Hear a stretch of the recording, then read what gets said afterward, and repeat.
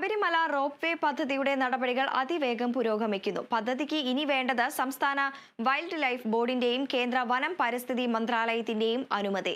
Rope wake 4.5336 hectare വനഭൂമിയാണ് ആവശ്യമായി വരുന്നത്. ശബരിമലയുടെ വികസനത്തിന് ശരവേഗം ലഭിക്കുന്ന പദ്ധതിയായ റോപ്പ് വേയുടെ നടപടികൾ അതിവേഗം പുരോഗമിക്കുന്നു. സംസ്ഥാന വൈൽഡ് ലൈഫ് ബോർഡിന്റെയും കേന്ദ്ര വനം പരിസ്ഥിതി മന്ത്രാലയത്തിന്റെ അനുമതി എന്ന കടമ്പയാണ് ഇനി കടക്കാനുള്ളത്.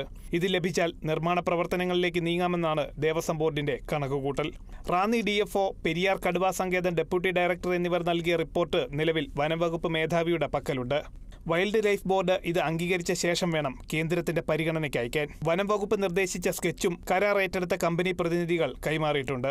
റോപ്പ് വേ കടന്നുപോകുന്ന ഭാഗത്തെ സൈറ്റ് സ്കെച്ച്, മുറിക്കേണ്ട മരങ്ങളുടെ ഗൂഗിൾ സ്കെച്ച് എന്നിവയാണ് വനംവകുപ്പ് പുതിയതായി ആവശ്യപ്പെട്ടിട്ടുള്ളത്.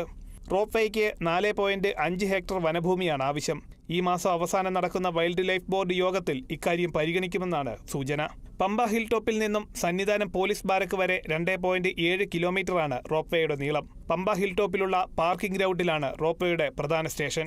ഇത് റാന്നി വനം ഡിവിഷനിലും ബാക്കി പില്ലറുകളും റോപ്പ് വേ അവസാനിക്കുന്ന സന്നിധാന സ്റ്റേഷൻ വരെയുള്ള ഭാഗം പെരിയാർ കടുവാ സങ്കേതത്തിലുമാണുള്ളത്.